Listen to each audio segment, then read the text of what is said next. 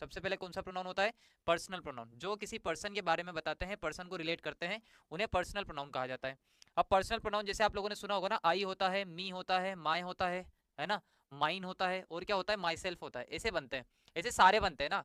आपको पता होगा आई हो गया, वी हो गया, यू हो गया, ही शी इट दे, ये सारे होते हैं। तो पर्सनल प्रोनाउन में देखो ये जो होता है ना, इसे कहा जाता है सब्जेक्टिव केस, इसे कहा जाता है ऑब्जेक्टिव केस, इसे कहा जाता है पजेसिव एडजेक्टिव, इसे कहा जाता है पजेसिव पर्सनल प्रोनाउन, और इसे कहा जाता है आपका रिफ्लेक्सिव प्रोनाउन। क्या कहा जाएगा इसे?